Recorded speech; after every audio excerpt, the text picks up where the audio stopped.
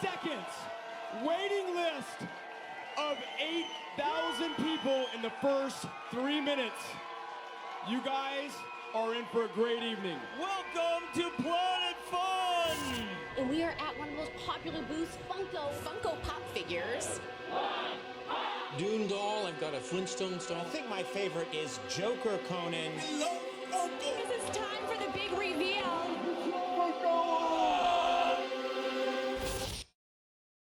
Okay, so you ready?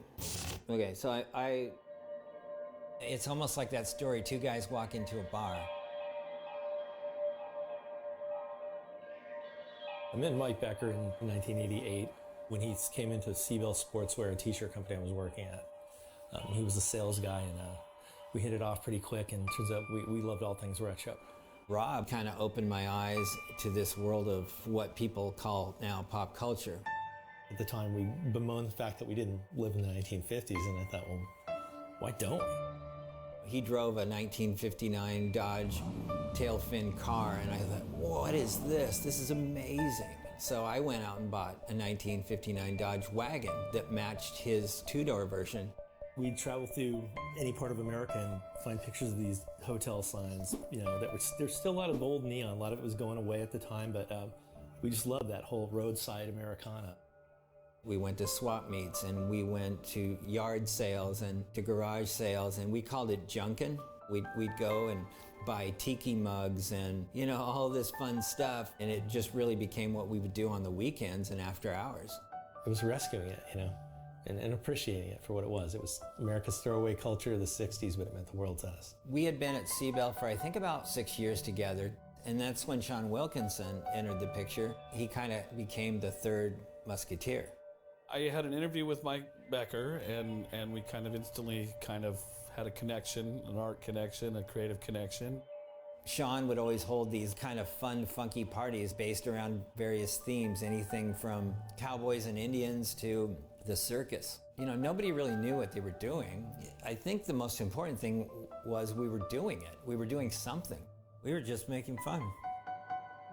Rob loves interior design and decor, and he would always search out these weird bars, usually just filled with smoke, and we were just talking over like ideas, like, God, how can we, have this company? How can we do something that's the stuff we love? And it was really about 4 or 5 ideas, and one of them just happened to be bobbleheads. Rob went back that night, and he had created, out of Sculpey, a body for a bobblehead.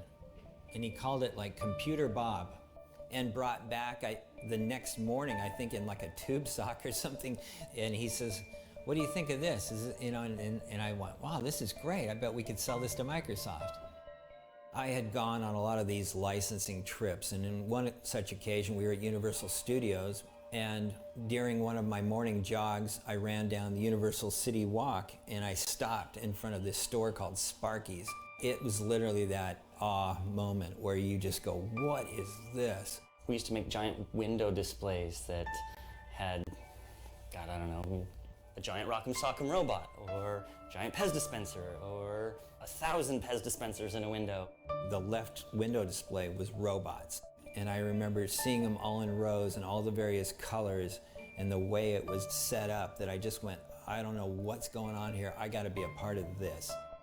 This very eccentric guy comes in, and immediately, I think that bobbleheads are going to be the next big thing, and here's why your character Sparky should have a bobblehead. And I thought, that's really cool. And people that come in with ideas like that but don't have companies yet are probably crazy, and I'll never get anything. I wanted to get a big boy bobblehead, and I'd seen one recently for $900, and I thought, well, there's no way I'm gonna buy a $900 collectible. It sort of just dawned on him, it's like, wait a minute, there's still a big boy restaurant, so I wonder if they would be interested in carrying something like this if I went and made it. We start talking, and he told me what his idea was, and I said, sounds great, so he showed me, and I said, good, that's great. So I said, I give you the number of the corporate office and go ahead and call them. See if they authorize you so you can make the product. So he did. I remember holding that first one and going, wow, we made this. Who in the world wouldn't want one of these? But I remember my mom actually starting to kind of like cry because she's going, honey, these things are beautiful, but nobody's gonna want these things. And I was thinking like, oh my God, what have I done? So I'm thinking like, I gotta do something quick. So I went to Universal Studios, Sparky's, and I took a case of the big boys. I said, why don't you try these? And he goes, oh, I just don't think it's my customer. I said, well, here, you know, it's my gift to you. Give it a try. If it doesn't work, then, you know, no harm. He goes, well, okay.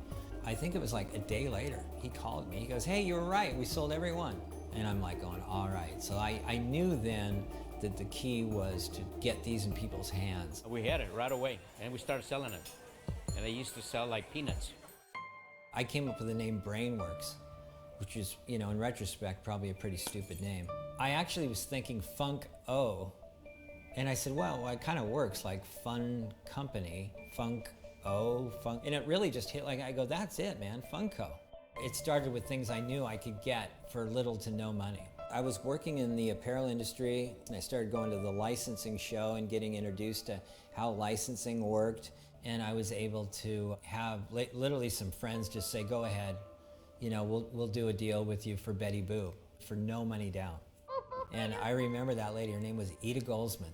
She was really nice to me when we started out. I never forgot that.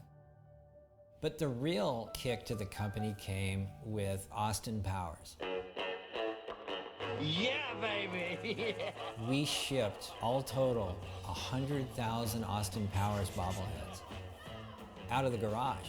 We would be shipping, like opening boxes and packing them, and I'd be like running the credit cards. We'd do everything. And then we'd get a call, I'd go, shh, be quiet, be quiet. And he'd go, hello, Funko, can I help you? And we'd try to make it really sound like, you know, like, just a minute, you know, and you'd kind of hold it and you go, order department, can I help you? It's Mike. And then as soon as you know, hang up that phone, yeah, you high five and like 24 more pieces going to, you know, Jim's Cards and Collectibles. That really propelled us into a position where we had the kind of money in the bank to really expand our line. Pez Boy, Pez Girl, Tony the Tiger, Felix, and Garfield.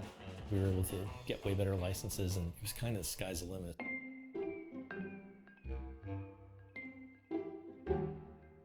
I always heard that people really gravitated towards mascots just as much as a name or a logo. So me loving the 1950s and loving all those mascots, I wanted it to be kind of a cross between the Squirt Kid meets Big Boy meets me. So in a way it was kind of an alter ego. I just thought, well, we got to have, you know, Freddie Funko.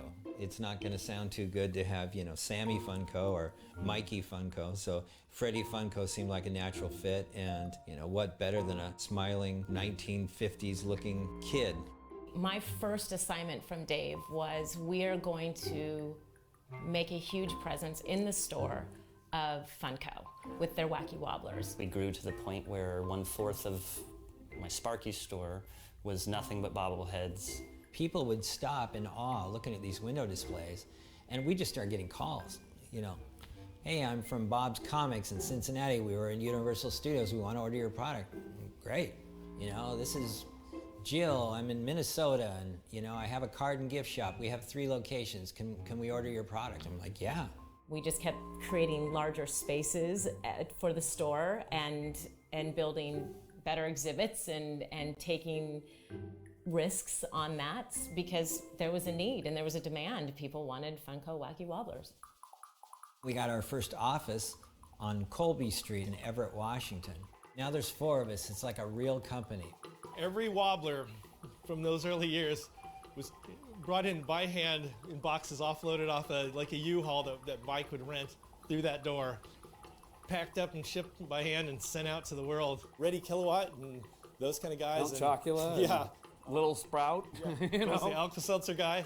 They couldn't believe somebody wanted to make a toy of them, but... And what we found is how many people loved that. It's even scary to think that if we did our research, it's just playing by our own weird rules, it's like what's gotten us here. It's like if you said, oh, that's silly, you know, people won't understand this, it's like maybe we wouldn't be here. I used to think, like, I know there's another 1,000 knuckleheads like me out there. So I would just bet that there was. And it turned out there was, you know, several thousand weirdos like me out there. Something that Mike had said pretty early on is, I just want to make stuff I like, because if I like it, there's probably some number of other people that like it. I don't think he had any idea how big that number was. and how passionate people would become about the Wacky Wobbler product. Hi, Mike. Hi. This is cool, man. Hi, guys. Wow, this is such a fun day. Dave came to me and said, "You got so many fans, have you ever thought about doing a fan event?" I said, "Yeah, but where would we do it?" He goes, "Right here at Universal." We tried to think, well, what do? We didn't have a big budget or anything like that. It's an early morning event. We got all the good cereal, the Crisp and the Lucky Charms and anything that we had a license for. We have I think it was 70 place settings. We decided to make some special edition products that people could only get there. It was Sparky with a gold bowling ball. It was always a big surprise. It was he's telling me, "You know that we're gonna sell out every one of those gold bowling balls." I go, "Really?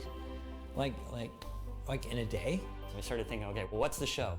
Okay, well, this I have a science theme. We did lab coats and crazy stuff with our hair. We're here to discuss the science of fun. We wrote stuff on the chalkboard to make it look like we had all these formulas for fun. And then we talked like Einstein or something. Now, how was Funko able to capture fun in this little box? Everybody sat there and, ate breakfast cereal. And that's when these terminologies start coming, like Funko fanatic. I remember clearly thinking whether that was going to make anybody upset. Fanatic, is that a bad? Fanatic's better. Those words I remember coming from really that very specific time.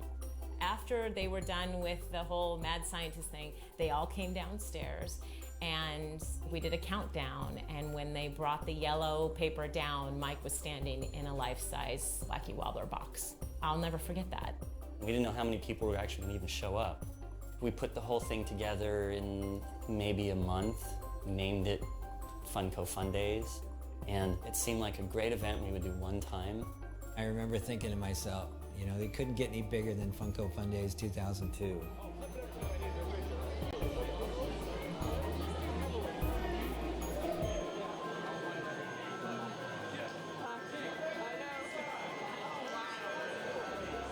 There's Dave in the life-size wobbler.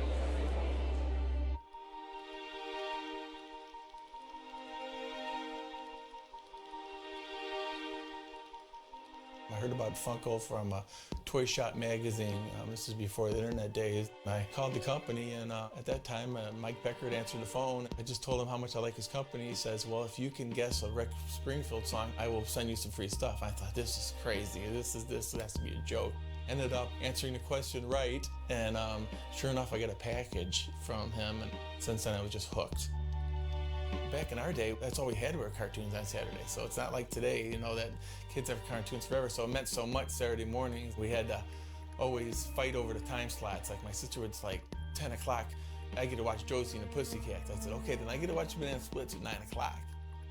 It really was a time of innocence and just, being in this fantasy of really enjoying cartoons. And I think that has a lot to do with what I have in back of me here because I love them simpler times.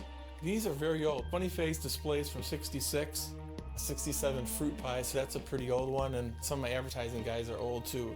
The helium heads are from the 70s. Actually, he's a 70s piece right over here. They actually got the creepy one they do on TV now off of that 71, and that's a helium head over here, which is Twinkie the Kid, which means a lot to me. I started toy collecting when I was 18 years old and doing toy shows since I was 18. So now I'm 53.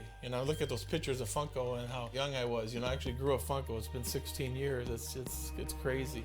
I got it. Very well. This is all the way back in 2002. Me and my wife got married, and out of nowhere they sent this to us. So they made Freddie. Congratulations on our date. We got married, and we have only 6 people working there at the time. I think we're the only husband and wife team that actually has 2 awards. I don't even know if another family has 2 awards. We got to know Mike a little bit at the first Fun Days. After that, they actually started doing San Diego Comic Cons. He invited me and my wife to work, and I've been doing every one since then.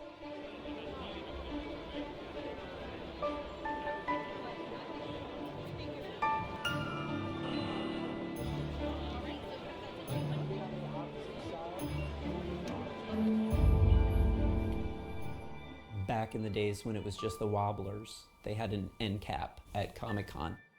There was nothing on the sides other than brown boxes stacked up so people wouldn't walk through to get to other booths. Fanatics would take turns just sitting and talking and having a good time, and you know, somebody would come to buy a wobbler and you'd move over and you would be sitting there and you would see somebody saying, you know, looking, can I help you? Even though I wasn't technically staffed to work the booth. After a while, it just ended up I was a booth person without ever knowing I was a booth person. It just kind of morphed into that. My favorite characters, in general, would be Sid Marty Krofft. Anything Sid Marty Krofft, anything. HR Puffin Stuff came out in 1969, and I still remember that was a big deal to wake up and sit in a chair in the living room and watch that show. So, you're making a movie, eh? That's right. It's to raise buttons for our Get Rid of the Witch fund. My adventures with Funko started back in about 1999. As soon as I saw the SpaceX, I'm like, I love this company, whoever they are, because they promote the Crofts. Instant win. If I were to narrow it down, I still have a soft spot. It would be for the Boo-Berry Bank, which was one of the first pieces that I got. My name is Boo. Let me finish. That's where a lot of the old school people immediately fell in love with Funko, was the advertising mascots. But a lot of times, even in conversations, the mindset of, you know, okay, you're a bit of an odd duck and you probably have tons of floor-to-ceiling freaky toys that stare at you at night. It's all true. It's all true.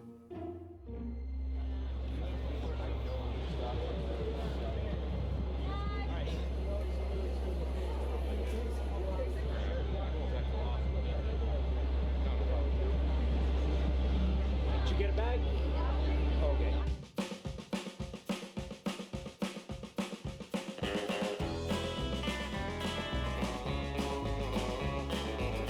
Yep. My name's Jacob Tejas. I live in El Paso, Texas. In the collecting community, some people might know me as Reverend or Rev. I grew up being old school punk rock, rockabilly, kind of like the Rat Pink character.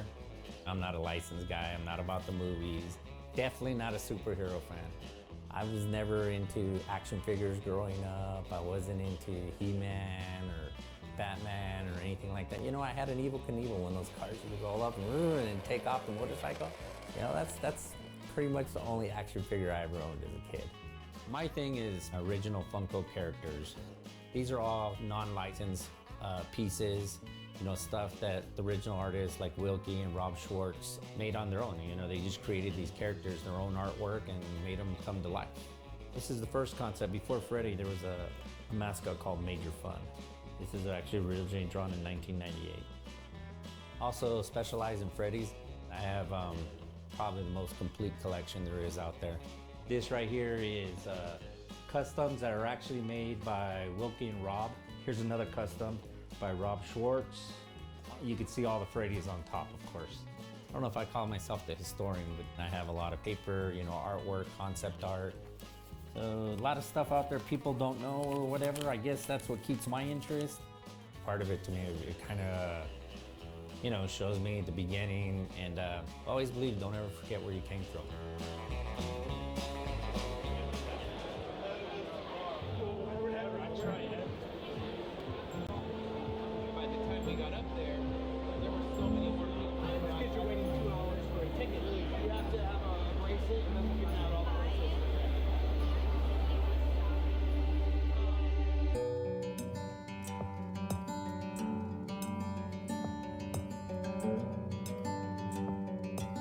For the last 11 years, I've worked at a therapeutic treatment program for troubled teens. We're on the front part of the campus here, where all the animals are, where the staff stays, all that. Basically right on the Alabama-Tennessee state line. We have substance abuse groups and you know, various other therapeutic groups. When I first started, I was doing backpacking and canoe trips. And so I would take these kids out in the woods for, you know, 7 days to 2 weeks.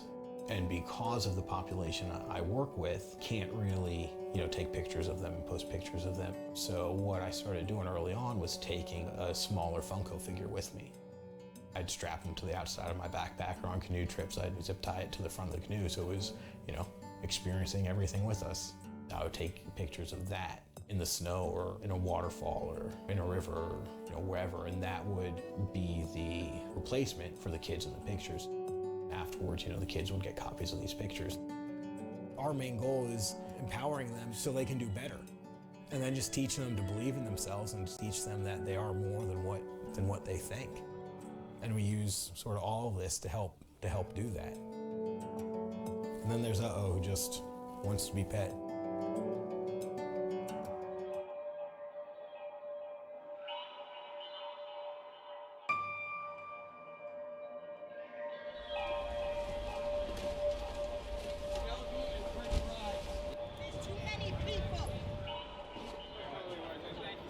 I've been here for the last 4 days, and every single day I've been either cut off or I've gotten no. So it's the first day out of the whole week. First day. I was so stoked. Slowly, orderly. Do not rush. Do not bump into each other. Do not push back. So much for that. Third time's the charm. I got the 9:30 today. So happy. It's an odds game, really. I mean, if you try enough, you're gonna get that early badge and you're gonna get what you want. This morning we were in line, we were amped, we got the bracelets, but unfortunately the two Duck Dodgers we were going for, they ran out.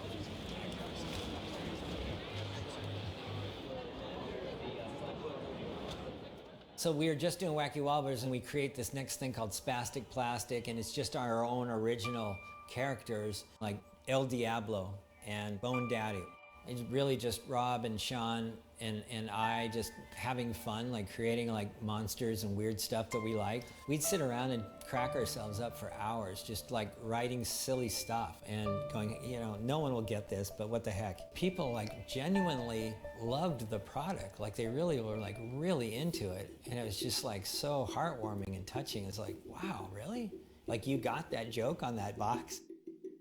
My position with Funko is weird because I've never been an employee. I mean, there really weren't many employees back then, so it was kind of all volunteers. So it was guys like myself that were collectors and friends, and we all got to be part of it. And there's something extra special about that. Just the fact that they let us do it, much less want us to do it. It was a fun time. We were in this gigantic 2,000 square foot facility. There's, I think, 6 of us now. We were growing, and we were trying to take time to have fun. We would have wiffle ball games at least once a day, if not twice. And me and my brother were always the home run champs. I want to make sure that we add that. The first time I walked in, it was Mike, his wife, the dog, his brother, and Wilkie and Rob, and then a kid, Sean, in the warehouse. So that was the whole crew. And the dog's in the office, they're all wearing shorts, and they've got bobbleheads lined up on the curb, and they're whacking them with golf clubs across the street into an empty field. I'm thinking, man, this guy's got it made. Like, this is what I want to do for a living. We got a lot of really neat fan mail. I've got boxes of letters that I still keep to this day, like amazing letters. Like people that say, Funko saved my marriage. A firefighter said his friend was killed in 9/11 and his favorite thing was collecting Wacky Wobblers. And he says, I just thought you should know, what it meant to him. And I'm like, God. There was some collector that wrote me a really nice letter. And I thought, hey, you know what? I had a whole box of these unpainted sculpts, the prototypes sitting there. I thought, well, no one's gonna want these. And it's kind of a shame to throw them away. Right around that same time, I was the COF, so that was the chairman of Fun. So I liked playing up on that because I tried not to take things too seriously, and I wanted the Funko vibe to be like, fun. So I said, here is a little gift from the chairman of Fun to you. And then this guy tells everybody on the forum, says, I got a BOF box of fun from the COF, chairman of Fun. And so this is how this thing starts, with prototypes and box of fun and chairman of Fun, and it just kind of grew, It's like, then I start getting letters like crazy, like, how come I don't get a box of fun? I've been collecting your stuff since day one.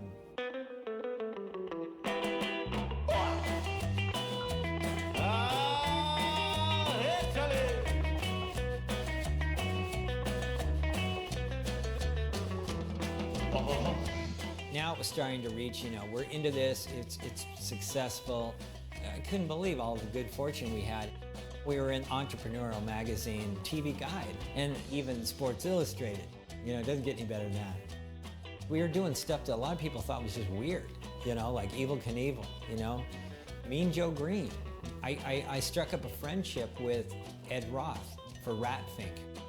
I ended up meeting and kind of becoming friends with Mr. T. You know, just crazy stuff like that. We're getting things that are facts that says we want to know if we can get your okay to use one of your bobbleheads as set dressing in a TV show or in a movie. I'm like, heck yeah.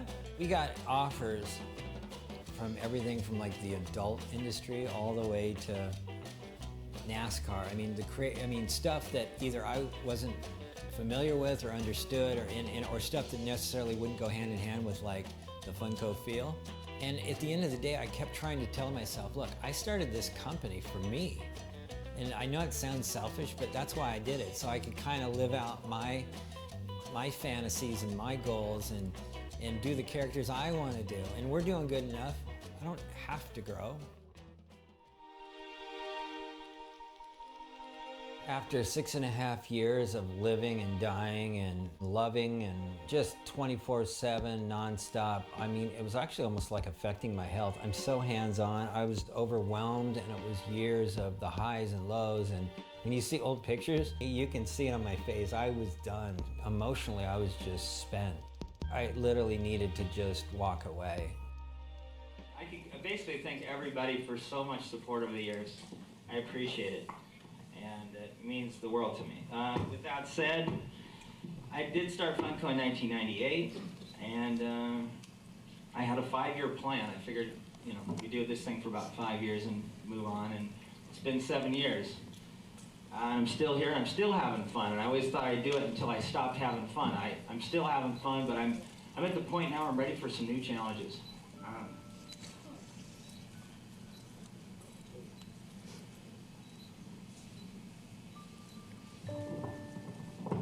Anyway, the only way I ever thought I would retire and kind of hand over the crown, if you will, is if I found the right person, the person that would. I told myself I would do that. That's cool, Mike. That's good, dude. That's right. It's fine, anyway, Mike. I found the right person that was not only a friend but a collector, and someone that would continue to support you guys and continue to grow and keep the Funko spirit. Someone that loved good old-fashioned fun as much as you guys. And I found the person in Brian Mariotti who will be taking over. And come here, Brian. Oh yeah, Brian! Big Brian! This is it. They're passing the crown off to Brian. Thanks, everybody.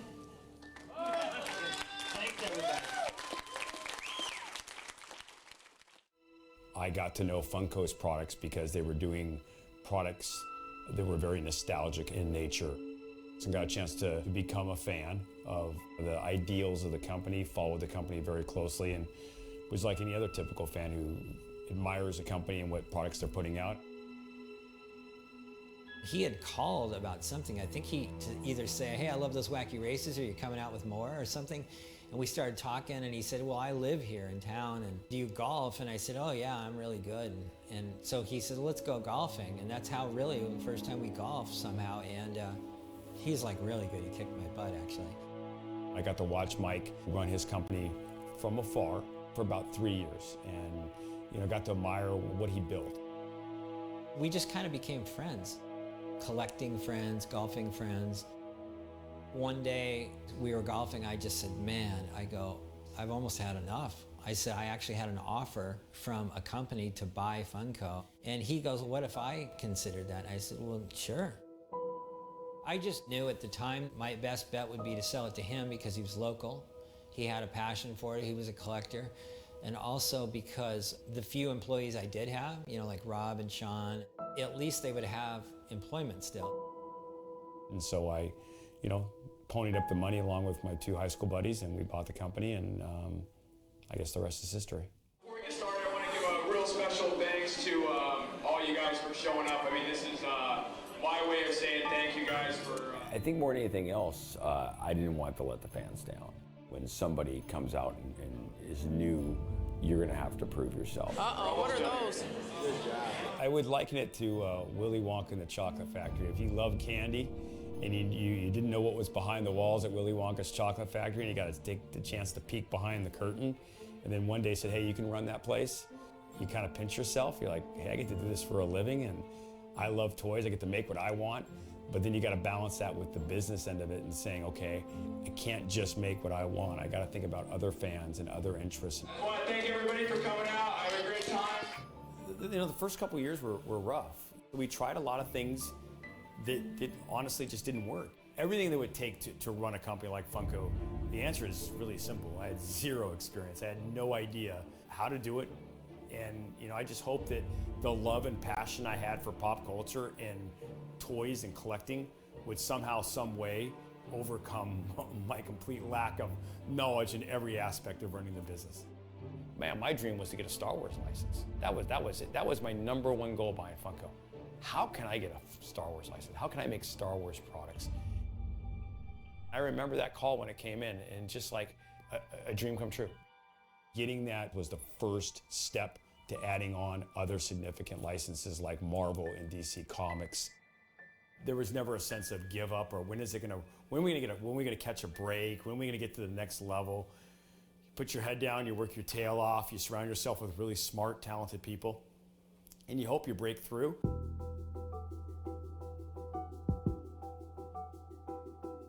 Warner Brothers came to me and said, we think we have an opportunity for you to do DC stylized vinyl. We've always been just a bobblehead company with them, but they needed something unique and stylized and whimsical and fun. Very Funko, but very different. I remember the artists were drawing up the plush. I'm like, well, this doesn't look like plush, this looks like a vinyl figure. And then when Warner Bros. Called, I remember thinking, we have that. I remember that plush that looked like a vinyl figure. Let's mess with the proportions a little bit. I was excited, I thought we had something. The plush I had done became this pop, and they had Sean Wilkinson do little changes here and there. I always talk about it as sort of the science of cute. It's like we really found that little perfect window moment of the pop. The first ones that debuted was Batman and Green Lantern and Joker and Riddler and Penguin. And the funny part of the story is we debuted it at Comic-Con in 2010 and our fan base hated it. I have a passion for toys in general, so it just sort of took off in the direction of Funko. I think we all had a little bit of trouble buying into the new type of toy because we had all collected bobbleheads. And frankly, I was an old school collector, so I was a little bit standoffish at first because these weren't bobbleheads. Some people were instantly, this is a new Funko product, I'm gonna support it, I'm gonna get it. And some people, they saw the phase go from Wobblers to Nodniks and Funko Force to the Funko Force 2.0 that became Pop. They appreciate the struggle like Nodniks, but it kind of led to the Pop so that it's still a fantastic piece of toy history. Our business from 2005 to 2010 was still 95% male. And I would say jokingly 100% nerdy, and I consider myself a nerd. So that was the demographic. When Pop came around, we saw as many women buying the product as men. We saw kids buying the product as well. So that was a very different change for us. I don't know how common it was back in the day, you know, to see characters like Freddy Krueger and, you know, menacing characters portrayed in a cute way. Here's this guy that's part of your nightmares, and now he's like, aw, look at him. That aesthetic resonated globally. And I think that was the beginning of Funko morphing from just a collectibles company into a pop culture company. And look at these adorable Funko Pop figures. We had Conan reaching out to us saying, we want to have your products represent Conan at Comic-Con. And he unveils them on his TV show. The company that makes pop vinyl figures, Funko. How cool is that? You have a doll. Who makes these things? I've never seen Funko. That's the name of the company. Whether it's in TV shows or talk shows or on the newspaper, it's really cool to see our hard work show up in unexpected ways. Hello,